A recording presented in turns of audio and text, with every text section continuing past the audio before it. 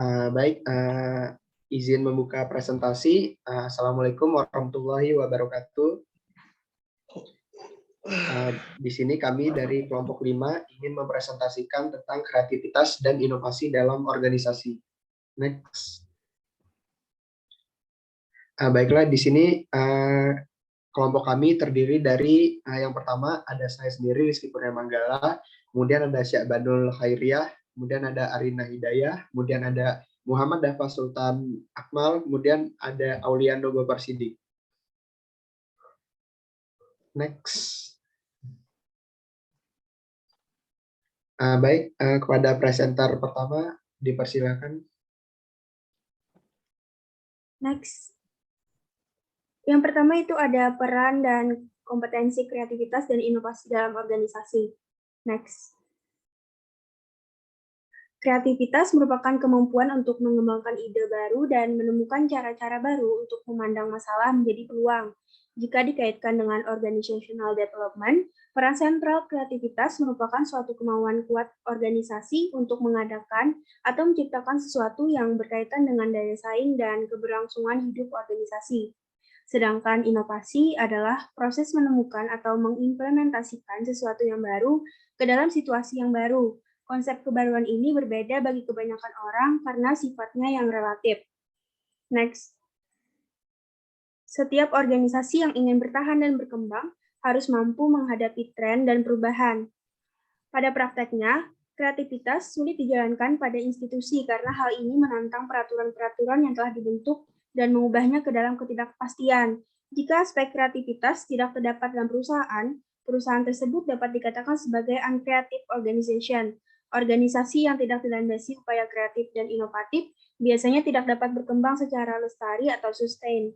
Hal ini disebabkan karena lingkungan yang begitu dinamis yang menuntut organisasi untuk selalu adaptif dan mencari terobosan baru.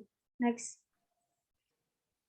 Dengan adanya kreativitas dan inovasi dalam organisasi, maka akan tercipta hal baru, gagasan-gagasan baru dan berbeda untuk organisasi yang pada akhirnya akan membawa organisasi ke hal-hal baru yang mendorong organisasi untuk berkembang.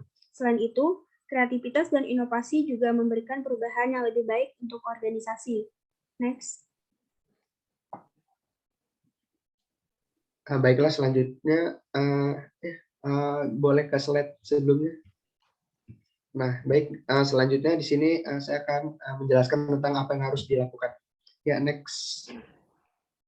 Nah, di sini ada pendapat dari Hicks yang dimana proses kreativitas organisasi dapat dimulai dari sebuah ide dan kemudian ide ini ditransformasi menjadi sebuah kegiatan yang inovatif. Yang dimana kan kalau kita ingin kreatif tuh yang pertama-tama kita harus memiliki ide, yang mana ide-ide kita ini harus ide yang mungkin out of the box, itu ide-ide yang baru gitu, agar nantinya setelah muncul ide itu akan terjadi proses kreativitas yang kemudian ide ini akan ditransformasi menjadi sebuah kegiatan yang inovatif gitu. Next. Nah, kemudian di sini ada 3 tahapan perkembangan ide. Yang pertama ada kemunculan ide. Kreativitas sangat diperlukan pada tahap ini. Nah, kemunculan ide ini bisa dengan cara brainstorming. Nah, brainstorming kan kita mengumpulkan beberapa ide dari mungkin teman-teman kita, teman-teman kelompok, kemudian kita mendiskusikan membuat suatu kreativitas. Nah, maka dari itu pada kemunculan ide ini kreativitas sangat diperlukan. Kemudian selanjutnya ada pelaksanaan ide. Nah, di pelaksanaan ide ini didukung oleh delegasi, wewenang, struktur organisasi, dan lain-lain. Nah, setelah ada ide, ide itu harus kita laksanakan. Di mana saat melaksanakan ide, kita masuk ke tahapan pelaksanaan ide. Kemudian yang terakhir ada pembaruan ide. Kreativitas perlu dimunculkan lagi agar organisasi tetap berkembang. Nah, setelah kita melaksanakan ide yang udah kita susun nih, udah brainstorming lah, kemudian kan harus ada pembaruan lah, supaya kan bisa lebih maju lagi organisasi kita. Kemudian harus dilakukan namanya pembaruan ide. Nah, di pembaruan ide ini seperti seperti tahap kemunculan ide, kreativitas juga perlu dimunculkan lagi. Next. Baik, selanjutnya di sini ada pendapat dari Helvin dalam bukunya, yaitu Kewirausahaan dan Inovasi Bisnis. Kreativitas organisasi perlu ditumbuhkan. Nah, Di sini ada langkah-langkah yang harus dilakukan. Yang pertama ada langkah persiapan, di mana pelatihan dalam memunculkan ide baru. Nah, setelah tahap persiapan, kita lanjut ke tahap penyelidikan, di mana penelitian dalam menciptakan ide baru. Nah, setelah penyelidikan ada transformasi, di mana ada diferensiasi ide, kemudian ada tahap inkubasi, di mana kita melakukan hal lain di luar aktivitas terkait untuk membangun ide baru. Kemudian ada penerangan, di mana penciptaan ide secara mendadak saat melakukan problem solving. Kemudian ada verifikasi, di mana pembuktian ide dengan simulasi, eksperimen, tes, dan lain-lain. Nah, kemudian yang terakhir ada implementasi. Next.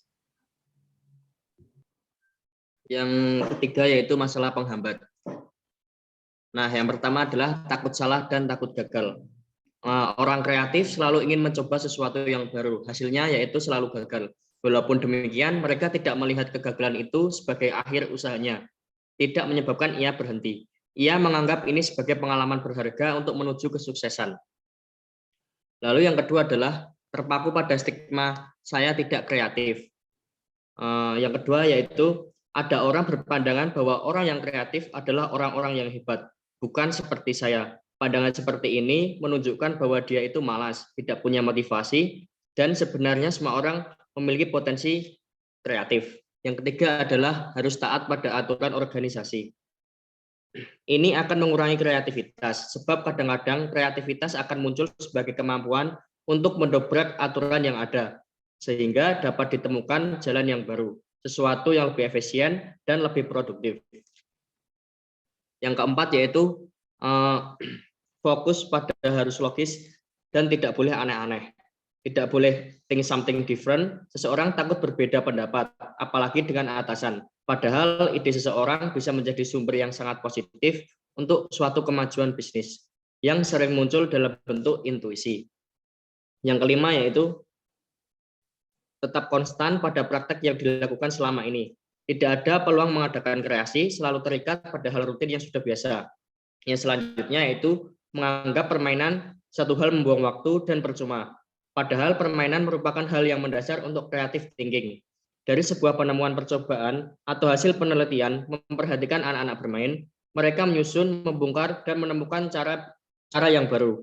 Demikian pula halnya seorang pengusaha. Mereka bermain dan menemukan cara baru dalam bekerja, dalam strategi, dalam pendekatan apa yang harus menjadi fokus, dan apa yang harus diabaikan. Yang selanjutnya adalah terlalu menekankan pada spesialisasi. Ini akan menyempitkan kreativitas. Orang kreatif adalah orang yang senang mengeksplorasi, mencari ide baru di luar bidangnya, yang seringkali membantu menemukan sesuatu hal baru untuk bidang yang ia akan geluti selanjutnya. Lalu yang selanjutnya adalah menghindari dari sifat ambiguitas dan sifat mendua. Sifat ambiguity ini dapat menjadi sifat pendorong utama bangkitnya kreativitas dengan cara diperbolehkan berpikir dengan beda. Lalu yang selanjutnya adalah takut terlihat bodoh. Orang kadang-kadang tidak mau melakukan hal yang baru atau berbeda karena khawatir dianggap bodoh. Takut terlihat bodoh merupakan salah satu penghalang dalam kreativitas. Seorang usahawan sedang melakukan pekerjaan rutin yang sudah lama, prosedurnya demikian. Tidak ada perubahan dari dulu. Lalu ia mempertanyakan, apa tak ada cara lain yang lebih baik? Akhirnya dengan merombak cara kerja yang lama, ia menciptakan sesuatu kerja yang baru. Atau sering kita sebut sebagai by destroying the old, they create the new. Baik, ya, yang selanjutnya yaitu penyebab orang tidak kreatif. Next. Oke, menurut Rahmawati dan Kurniati, berikut beberapa faktor yang menghambat perkembangan kreativitas, yaitu dari hambatan diri sendiri. Faktor diri sendiri menjadi penyebab utama seseorang tidak kreatif, karena dorongan dan keinginan yang ada di dalam diri seseorang menjadi kekuatan dalam berkreativitas. Faktor diri sendiri tersebut meliputi yang pertama yaitu psikologis, biologis, fisiologis, dan yang terakhir adalah sosiologis. Yang pertama yaitu psikologis. Sebuah kebiasaan atau pembiasaan seseorang di dalam kehidupan sehari-harinya mempengaruhi kreativitas orang tersebut, seperti perkiraan harapan orang lain, kurangnya usaha, malas, ketakutan berpikir, ketakutan untuk mengambil resiko, takut diejek, ketidakberanian untuk berbeda, dan kenyamanan sangat mempengaruhi psikologi seseorang dalam mengembangkan kreativitasnya. Yang kedua yaitu biologis. Kreativitas adalah salah satu faktor biologis atau hereditas atau keturunan. Gen kreativitas yang telah diwariskan oleh orang tua mempunyai faktor penting dalam mengembangkan kreativitas. Seseorang yang memiliki orang tua yang berkreativitas tinggi pasti secara hereditas akan menurunkan gen tersebut kepada sang anaknya. Yang ketiga yaitu fisiologis. Seseorang yang mengalami kerusakan otak yang disebabkan oleh penyakit atau kecelakaan yang memungkinkan seseorang mengalami kelainan fisik. Hal tersebut dapat menjadi penghambat kreativitas orang tersebut. Yang terakhir yaitu sosiologis. Lingkungan sosial berperan penting dalam mengembangkan kreativitas seseorang, menentukan kemampuan seseorang untuk menggunakan potensi kreatifnya, dan mengungkapkan keunikan diri. Kemampuan kreativitas seseorang akan terhambat jika pemikirannya tidak diterima oleh lingkungannya. Menurut pendapat Suryani, seseorang harus menentukan batas perilaku, tetapi juga harus mempertahankan motivasi intrinsiknya. Seseorang yang merasa dirinya tidak nyaman pada sebuah lingkungan mengakibatkan kreativitasnya terhambat. Next. Oke, selanjutnya yang kelima yaitu hal yang harus dicermati dalam proses pengelolaan kreativitas dan inovasi. Jadi di dunia berada di tengah gelombang kebangkitan ekonomi baru dan kewirausahaan serta inovasi itu adalah katalisatornya. Pengembangan, penerapan, dan peningkatan teknologi baru terjadi dengan kecepatan yang menakjubkan. Dan inovasi inilah yang menentukan cara bisnis dilakukan di setiap tingkat dan menghasilkan keharusan kewirausahaan untuk abad ke-21. Next. Oke, nah saat ini perusahaan itu semakin beralih ke kewirausahaan perusahaan ya, atau disebut juga dengan CE, Creative Entrepreneurship, sebagai strategi untuk menghasilkan dan mendorong keunggulan kompetitif saat ini dan masa depan, terutama yang didasarkan pada inovasi perusahaan yang menunjukkan CE biasanya dilihat sebagai entitas dinamis yang siap menangkap peluang bisnis baru saat muncul, serta bersedia menyimpang dari rutinitas, strategi, model bisnis, dan lingkungan operasi sebelumnya untuk merangkul kombinasi sumber daya baru yang menjanjikan inovasi baru. Nah, CE ini berkembang pesat dalam bisnis yang sudah mapan ketika karyawan itu diizinkan untuk melakukan tindakan dan inisiatif yang baru bagi perusahaan. Landasan untuk inovasi perusahaan adalah karyawan yang terlibat dalam perilaku kewirausahaan dan kreatif tersebut. Untuk mendorong inovasi perusahaan, bisnis harus merancang mekanisme di mana karyawan itu di perusahaan dapat mengejar peluang kewirausahaan untuk berinovasi terlepas dari kuantitas dan jenis sumber daya saat ini. Aktivitas kewirausahaan di sisi lain harus diintegrasikan secara cermat ke dalam strategi organisasi yang lebih luas agar efektif. Dan konsep creative entrepreneurship ini mencakup perilaku kewirausahaan yang memerlukan dukungan organisasi dan komitmen sumber daya dengan tujuan pengembangan tipe inovasi yang berbeda yang menciptakan value. Nah, CE ini juga adalah proses di mana seorang individu atau sekelompok individu itu yang terasosiasi dengan organisasi yang ada menciptakan organisasi baru atau mendorong pembaruan, renewal, rejuvenation, atau inovasi di dalam organisasi. Next. Nah, dengan pendekatan kewirausahaan yang strategis, inovasi dapat berada di salah satu dari 5 bidang. Yang pertama ada strategi perusahaan, penawaran produk, pasar yang dilayani, organisasi internal seperti struktur, proses, dan kapabilitas, serta model bisnis. Next. Ya, kewirausahaan yang strategis itu melibatkan perilaku pencarian peluang dan manfaat secara terus-menerus. Hal tersebut berarti bahwa perusahaan mengambil tindakan untuk mengeksploitasi pengetahuan mereka terhadap peluang yang ada di lingkungan, sekaligus mengeksplor inovasi baru yang mungkin bermanfaat bagi mereka di masa depan, sehingga memunculkan opportunity-driven mindset atau pola pikir yang didorong oleh peluang. Nah, dengan menekankan pola pikir yang didorong oleh peluang tersebut, manajemen cenderung mencari untuk meraih dan menjaga posisi yang menguntungkan secara kompetitif untuk perusahaan. Dan kreativitas ini menjadi alat yang kuat bagi individu untuk mengembangkan ide baru yang menghasilkan inovasi untuk organisasi, yang juga didukung lingkungan perusahaan yang kemudian menjadi pengaturan yang ideal bagi individu untuk berbagi ide dan memperluas pemikiran kreatif mereka, karena penelitian menunjukkan bahwa kreativitas itu cenderung merupakan fenomena yang dibangun secara sosial.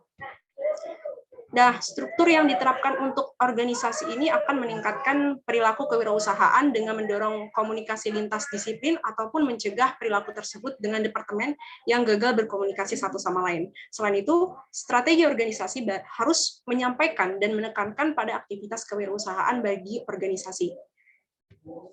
Dan inovasi organisasi bersama dengan aktivitas strategis lainnya muncul melalui dua model. Yang pertama ada Induced Strategic Behavior dan Autonomous Strategic Behavior. Nah, pada model Induced Strategic Behavior ini, manajer tingkat atas atau top level manager ini mengawasi, membina, dan mendukung upaya perusahaan untuk menggunakan perilaku kewirausahaan sebagai dasar untuk produk, proses, dan inovasi administratifnya. Strategi creative entrepreneurship ini tadi yang ditujukan untuk memperoleh dan mendukung induced strategic behavior itu juga harus mencakup derajat fleksibilitas yang mana pada autonomous strategic behavior ini diizinkan dan benar-benar didorong untuk muncul. Nah, strategi creative entrepreneurship ini kemudian merupakan ketergantungan yang didorong oleh visi pada seluruh organisasi pada perilaku kewirausahaan yang secara sadar dan terus-menerus merevitalisasi organisasi dan menentukan ruang lingkup kegiatannya dengan mengenali dan memanfaatkan peluang kewirausahaan. Next. Menurut Kuratko sendiri, itu ada 3 faktor yang berpengaruh penting pada pengembangan iklim organisasi yang mendukung perilaku kewirausahaan di pihak manajer tingkat pertama dan menengah. Ya, antara lain, yang pertama ada dukungan manajemen, struktur organisasi, serta penghargaan dan ketersediaan sumber daya. Selanjutnya, menurut Hornsby, ia menyimpulkan bahwa ada 5 faktor sebagai pendahuluan atau antecedent dari perilaku kewirausahaan mereka. Antara lain ada dukungan manajemen. Nah, dukungan manajemen ini mencakup kesediaan manajer tingkat atas untuk memfasilitasi dan mempromosikan perilaku kewirausahaan, termasuk memperjuangkan ide-ide inovatif dan menyediakan sumber daya yang diperlukan. Yang kedua, kebijaksanaan atau otonomi kerja. Di sini yang dimaksud adalah komitmen manajer tingkat atas untuk mentolerir kegagalan, memberikan kebebasan pengambilan keputusan, dan kebebasan dari pengawasan yang berlebihan, dan mendelegasikan wewenang dan tanggung jawab. Yang ketiga itu terkait reward atau reinforcement. Ini tentang pengembangan dan penggunaan sistem yang memberi penghargaan berdasarkan kinerja, menyoroti pencapaian signifikan, dan mendorong pengejaran pekerjaan yang menantang. Yang keempat, ketersediaan waktu. Ketersediaan waktu ini maksudnya bagaimana manajer itu mengevaluasi beban kerja untuk memastikan waktu untuk mengejar inovasi dan penataan pekerjaan untuk mendukung upaya mencapai tujuan organisasi jangka pendek dan jangka panjangnya. Dan yang terakhir adalah batasan organisasi, yaitu penjelasan yang tepat tentang hasil yang diharapkan dari pekerjaan organisasi dan pengembangan mekanisme untuk mengevaluasi, memilih, dan menggunakan inovasi. Dan ketika mencoba untuk menginventarisasi suatu perusahaan saat ini mengenai kesiapan untuk inovasi, manajer itu perlu mengidentifikasi bagian dari struktur perusahaan, sistem kontrolnya, sistem manajemen sumber daya manusianya, dan budaya yang menghambat dan bagian yang memfasilitasi perilaku kewirausahaan sebagai dasar untuk berhasil menerapkan inovasi perusahaan. Ireland sendiri membentuk yang namanya audit kesehatan kewirausahaan perusahaan yang menggunakan CEAI atau Corporate Entrepreneurship Climate Instrument dengan 5 instrumen. 5 instrumen yang tadi disebutkan oleh Hornsby, yaitu yang dukungan manajemen, otonomi kerja, penghargaan, ketersediaan waktu, dan batasan organisasi. Dan itu mengukur sejauh mana budaya perusahaan itu mendukung aktivitas kewirausahaan karena dapat digunakan untuk mengembangkan profil perusahaan di 5 dimensi lingkungan internal. Dan organisasi yang mendapat skor rendah dalam satu dimensi tertentu dari instrumen tersebut menunjukkan perlunya fokus pada dimensi tertentu untuk perbaikan guna meningkatkan kesiapan perusahaan untuk perilaku kewirausahaan dan akhirnya inovasi perusahaan yang sukses. Hal tersebut kemudian menyoroti dimensi spesifik dari lingkungan kerja internal yang harus menjadi fokus upaya desain dan pengembangan yang berkelanjutan. Next. Manajer dan karyawan di seluruh perusahaan itu kan kemungkinan besar akan terlibat ya dalam perilaku kewirausahaan ketika dimensi organisasi dari perilaku tersebut secara efektif dirasakan, diketahui secara luas, dan diterima secara universal. Individu menilai kapasitas kewirausahaan mereka mengacu pada apa yang mereka anggap sebagai sumber daya organisasi, peluang, dan hambatan yang terkait dengan aktivitas kewirausahaan. Namun, Komitmen individu di seluruh organisasi untuk membuat strategi CI bekerja itu diperlukan untuk memastikan bahwa strategi kewirausahaan menjadi aktivitas rutin dan penting dalam organisasi. Sedangkan manajemen puncak dapat memprakarsai strategi, namun tidak dapat mendiktenya.